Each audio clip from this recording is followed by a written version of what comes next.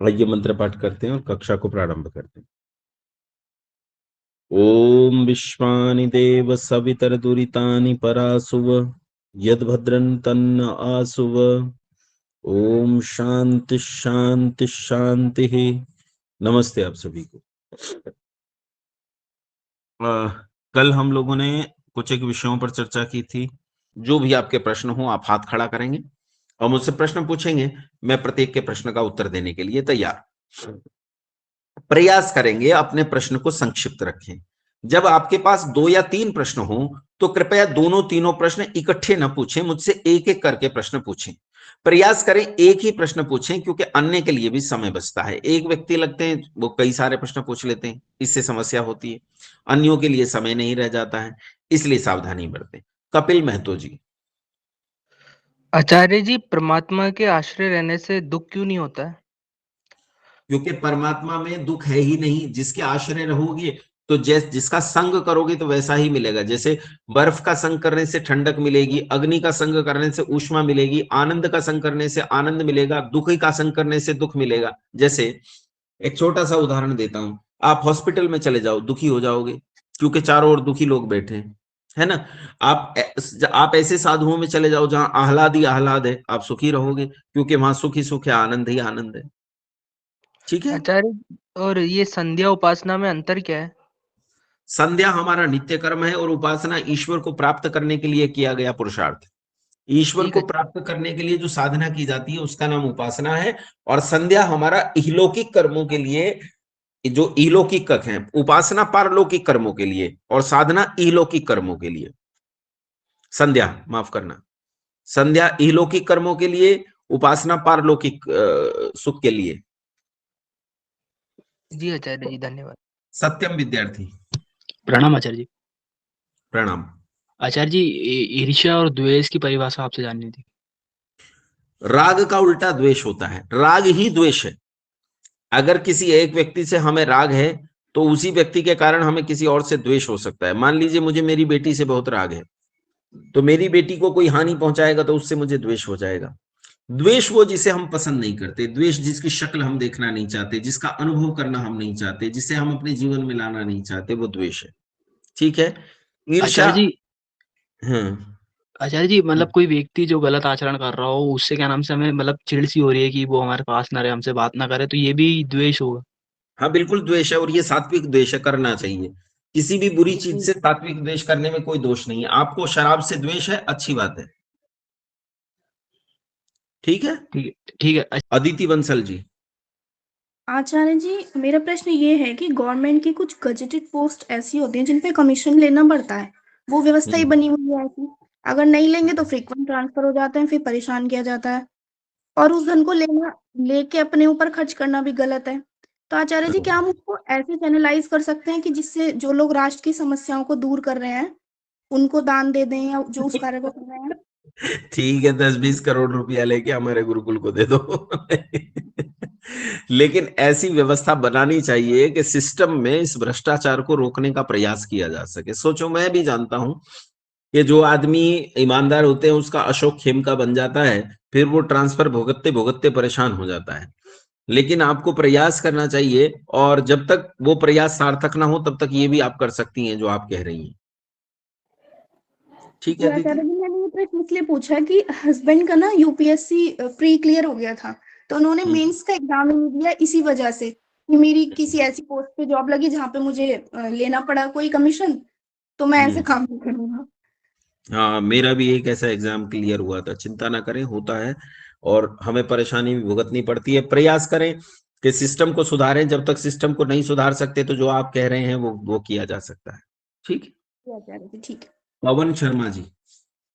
नमस्ते आचार्य जी। जी नमस्ते। मेरा प्रश्न नहीं है, मेरा मतलब जो आपने सारी बातें बताई, जो सत्य असत्य का जो हम निर्णय करते हैं, तो मुझे ऐसा लगता है कि आज के दौर में जो मार्केटिंग शब्द है वो झूठ के लिए इतना प्रेजेंटेबल है, और जैसे गंजे को कंघी बेच देना, उस हाँ तरह हाँ से सत्य की जो मार्केटिंग है वो शायद इस तरह से नहीं हो पा रही है जिससे कि जो लोग जागे हैं और उसके लिए मतलब जो थोड़ा सा जो है उद्यत हूँ। हाँ।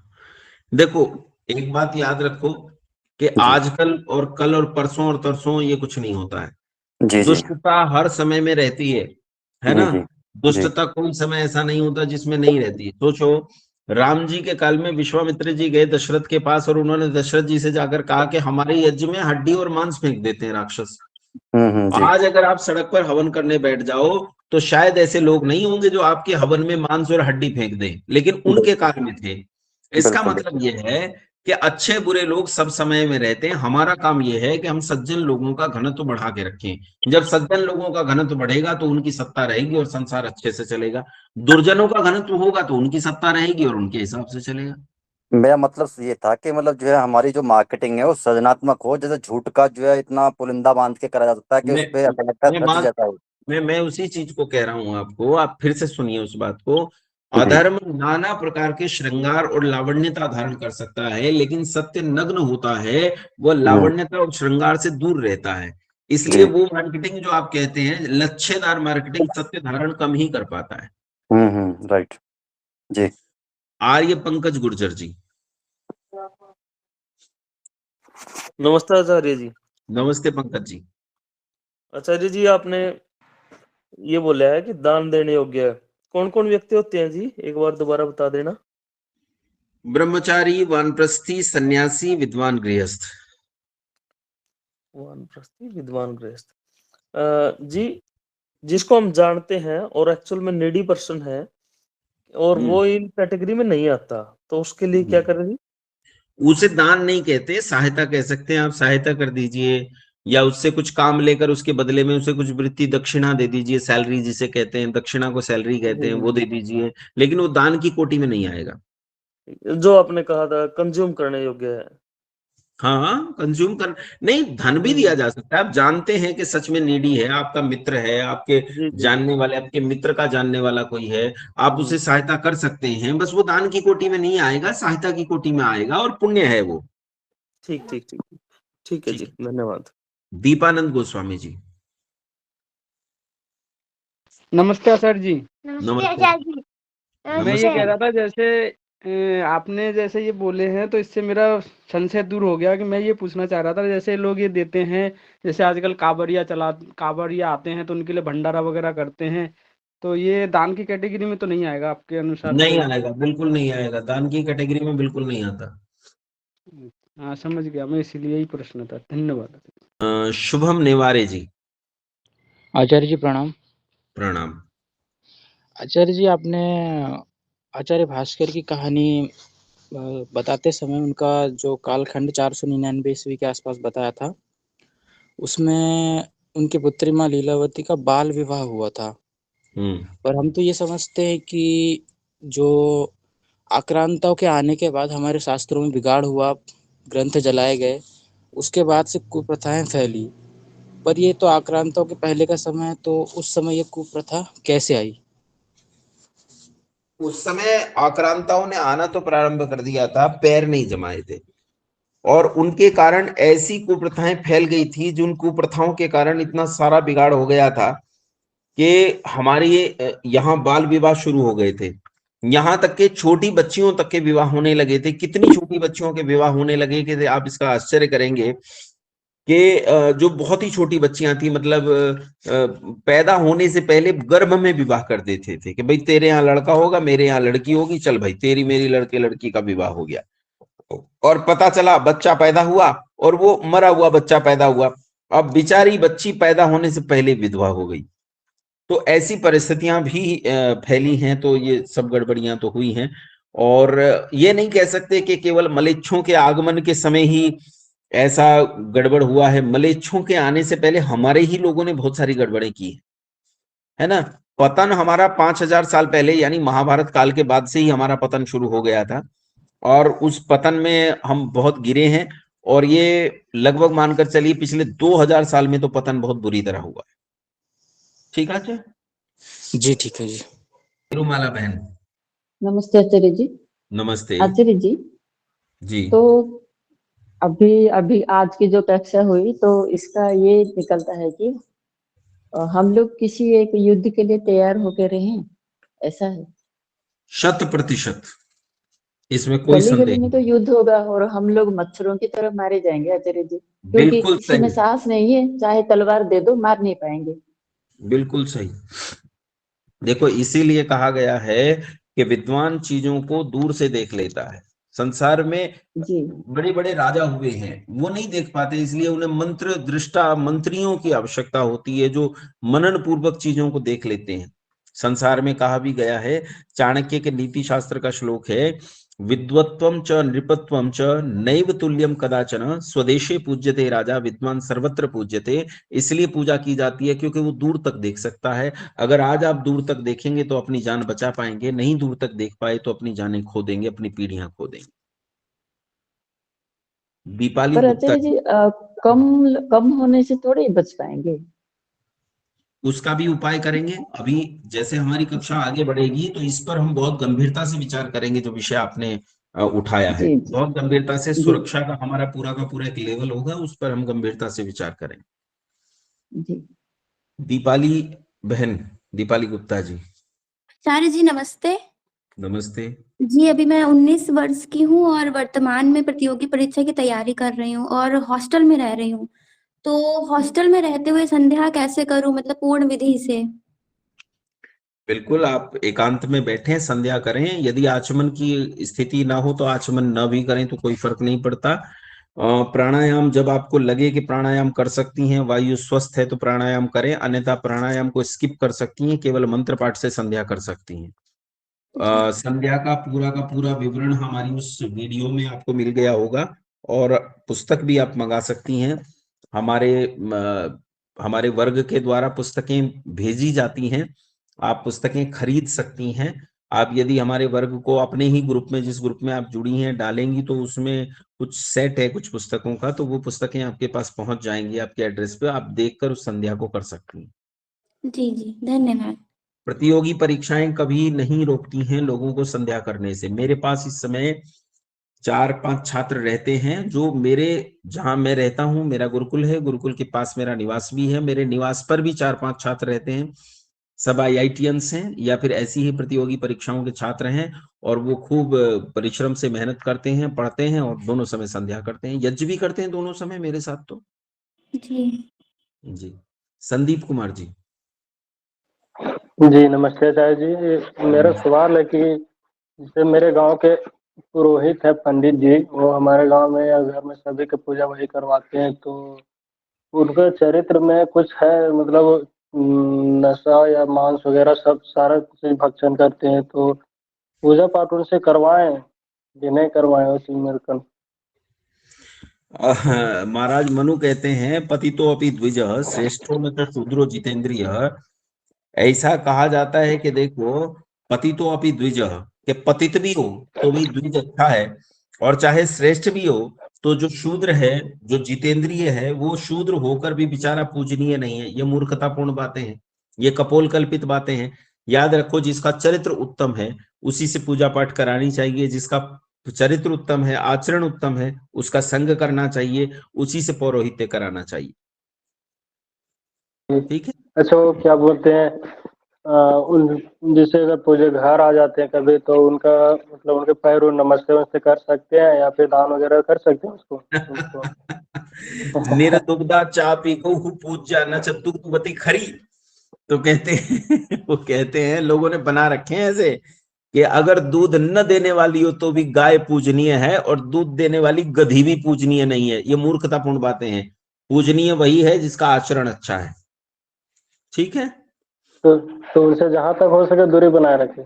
बस बढ़िया। सामान्य प्रणाम करने में कोई दिक्कत नहीं, प्रणाम तो हम आम आदमी को भी कर देते हैं। प्रणाम करिए, पैर आदि मत पड़िए। जी जी आचार्य जी, गोविंद कुमार मिश्रा जी। जी आचार्य जी नमस्ते। नमस्ते। आचार्य जी एक ये पूछना था कि दान और भीख में क्या अंतर होता है? दान विद्वान को दिया जाता है, जो विद्या के पिपासु लोग हैं, विद्या की वृद्धि के लिए काम करने वाले लोग हैं, उन्हें दिया जाता है। और भीख यूं ही बिना जाने अज्ञान में जो दिया गया धन है उसे भीख कहते हैं। और मतलब दान, मेरा ऐसा मत है कि दान मांगना नहीं चाहिए। नहीं, आपका मत गलत है। दान मांगना भी चाहिए। वो तो कहते हैं हिया देयम श्रिया देयम है, डर से देना चाहिए, सुख से देना चाहिए, मांगने से देना चाहिए, ना मांगने से देना चाहिए, अच्छे में देना चाहिए, मतलब किसी भी तरह से देना चाहिए, लेकिन देना चाहिए।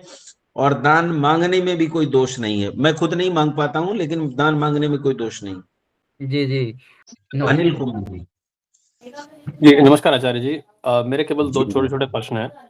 पहला जी प्रश्न महाभारत से है। जैसा कि उसमें संदर्भ आता है कि नरबलि का, कि अर्जुन और उलूपी का जो बेटा है रावण, उनकी बलि दी गई, तो इसमें कितनी सत्यता है? हाँ ठीक है, उस समय ऐसी मूर्खतापूर्ण परंपराएं रही होंगी। समय में सब कुछ होता है। ये बलि वली देने वाला भी उस समय हो सकता है कुछ ऐसे मलेच्छ दुष्ट लोग रहे हों जो बलि वली देते हों। ये उलूपी वाला तो मैं नहीं कह सकता कि ऐसा हुआ होगा कि नहीं इतिहास में, क्योंकि जी प्रक्षेप भी बहुत कुछ है। लेकिन ऐसा नहीं है कि हम ये कह सकें कि उस समय बलि की प्रथाएं नहीं रही होंगी, रही होंगी, रही होंगी। जी नरबलि जी। और दूसरा मेरा सवाल है, जैसे पिछली कक्षाओं में हमने डिस्कस किया था कि जब मोक्ष प्राप्त होगा तो उसकी जो अवधि है बहुत बड़ी है, कुछ आपने बताया था नीलों में है, करोड़ों से भी ऊपर नील। लेकिन जी जब जी हम अपने यूनिवर्स की एज देखते हैं तो वो सिर्फ बिलियंस में जाती है। तो ये क्या दूसरे डायमेंशंस की बात हो रही है कि मल्टीपल डायमेंशंस में रहेगी हमारी इसमें आत्मा मृत्यु के बाद? 100% जी वो डायमेंशंस के परे की बात है। डायमेंशंस तो वहां काम ही नहीं करती हैं। संसार में जो समय है वो समय काम करना बंद कर देता है, वहां समय के परे की स्थिति है वो। जी। तो ये कहना ठीक होगा कि वो इस समय की बात ही नहीं हो रही, वो अलग ही है, मतलब हाँ समय। वो अलग ही है, बिल्कुल जी बिल्कुल एक अलग। मैं जी एक चीज मैं ऐड करना चाहूंगा, जो अभी जो पिछले व्यक्ति बात कर रहे थे जो लॉ ऑफ अट्रैक्शन के बारे में, उस पर एक्चुअली और भी रिसर्च हुई है और उसका खंडन किया जा चुका है ऑलरेडी, कि सिर्फ वो होक्स है और इस तरह की बातें फैलाई गई थी मार्केटिंग के लिए। तो ऐसा कुछ नहीं है, मैं वो चीज बताना चाह रहा था आपको। जी जी धन्यवाद। बहुत, इस जानकारी के लिए भी धन्यवाद। आगे से मैं भी इस्तेमाल कर सकूंगा आपकी बताई बात का। जी ओम धन्यवाद। आचार्य जी नमस्ते जी, मैं क्षमा चाहती हूँ बीच में बोल जी रही हूँ। लेकिन अभी किसी ने प्रश्न ये बताया था, गौशाला के लिए पूछा था। तो जैसे आपने जी पहले बताया ना कि भिखारी इस तरह से ले लेते हैं, तो गौशाला का चंदा भी इस तरह से मुस्लिम लोग इकट्ठा करते हैं और गौशाला की रसीदें लेके घर पे आ जाते हैं। तो मेरा एक कहने का एक सुझाव है कि गौशाला का चंदा देना तो गौशाला में जाके ही दें। ठीक है मृदुला जी, आपके इस सुझाव के लिए बहुत धन्यवाद। वैसे मैं बार बार इस चीज को कहता हूं कि बिना विचारे तो कुछ भी नहीं करना है। बिना विचारे तो बटुक को ब्रह्मचारी को भी नहीं देना है। बिना विचार किए कुछ नहीं देना। ये गौशाला में केवल मुसलमान नहीं, हिंदू लोग भी बड़ी गड़बड़ करते हैं, इसलिए वहां भी सावधानी बरतनी। ठीक है जी। ठीक है सर। वीना कुमारी जी। ओम नमस्ते आचार्य जी। नमस्ते। मेरा प्रश्न ये था आचार्य जी, शंका समाधान की आपने जो संध्या के वीडियो भेजे हैं उसमें 3 प्राणायाम लिखे हैं, लेकिन प्राणायाम तो 3 है लेकिन मंत्र तो 6 हो जा रहा है। प्राणायाम हाँ मंत्र नहीं, मंत्र 6 कहाँ है? वो तो 6 जो आप 7 व्याहृतियों की बात कर रही हूँ तो व्याहृतियां हैं। व्याहृतियां तो केवल जपने के लिए हैं, और प्राणायाम के साथ उनका जप करना है मन से। मन से ही ओम भू ओम भुवा ओम स्वाहा ओम अहम जनः तप। तो ये मैंने छोड़ने के बाद और एक फिर खींचने के बाद एक हुआ, फिर छोड़े खींचे दो नहीं हुआ। नहीं नहीं नहीं नहीं नहीं नहीं, सुनो बीना जी, मैं बताता हूँ। जी आपने प्राण को बाहर छोड़ दिया, बाहर छोड़कर जी रोक लिया, और जी सारी व्याहृतियों को एक साथ मन में जप करना है। ओम भू ओम भू ओम स्वा ओम महा ओम जना ओम तपा ओम सत्यम। ओम भू ओम भू ओम स्वा ओम महा ओम जना ओम तपा ओम सत्यम।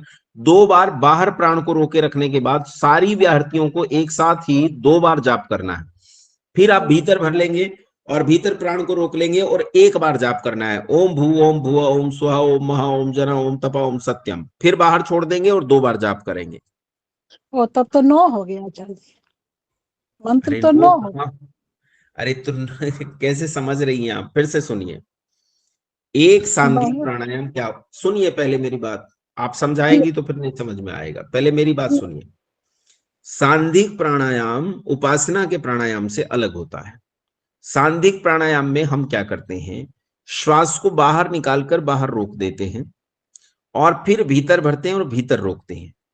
श्वास को बाहर 3 इकाई समय तक रोकते हैं और भीतर केवल 1 इकाई समय तक रोकते हैं। यानी बाहर जब श्वास रोकें तो मान लीजिए आपने बाहर 30 सेकंड श्वास को रोका है, तो भीतर केवल 10 सेकंड श्वास को रोकना है। ठीक है, ये एक सांधिक प्राणायाम हुआ। अब इस सांधिक प्राणायाम को करते हुए आपको अपने मन में व्याहृतियों का जप करना है, बस इतनी सी बात है। समझ में आई? वीना जी, वीना जी बहन, धन्यवाद जी समझ आचार्य में जी। हाँ जी, आ गई समझ में? ठीक है। हाँ जी। योगेश ओम महारथी आचार्य जी, ओम जी। आचार्य जी, क्षमा प्रार्थनी है। मैं जो मेरी परंपरा अनुसार मैं जो बालाजी को, बालाजी साईं बाबा और वैष्णो देवी जो परंपरा से हम जाते थे दर्शन के लिए, तो अब मैं जब से जुड़ा हूँ तब से मैंने सोचा है कि अभी जो दान देता हूँ वह मंदिरों को, वो मंदिर में न देता मैं अभी गुरुकुलों को ऑनलाइन भेजने का काम शुरू करता हूँ। जी क्योंकि मुझे पता अभी चला है कि वो पैसे मदरसे को कि मस्जिदों में जाता है, इसलिए मैं जो भी हो वो मैं छोटा सा क्यों ना हो, और मैं जो अभी मंदिरों का दर्शन के लिए जाता था, लेकिन अभी मैं सोच रहा हूँ कि गुरुकुल जाऊँ, वहाँ नहीं जा पाऊँ तो यहाँ से मैं कुछ ना कुछ भेजूं। यही मेरे बिल्कुल, मन में अभी मैंने ठान लिया है। ये आचार्य जी, ओम। बहुत सही, धन्यवाद।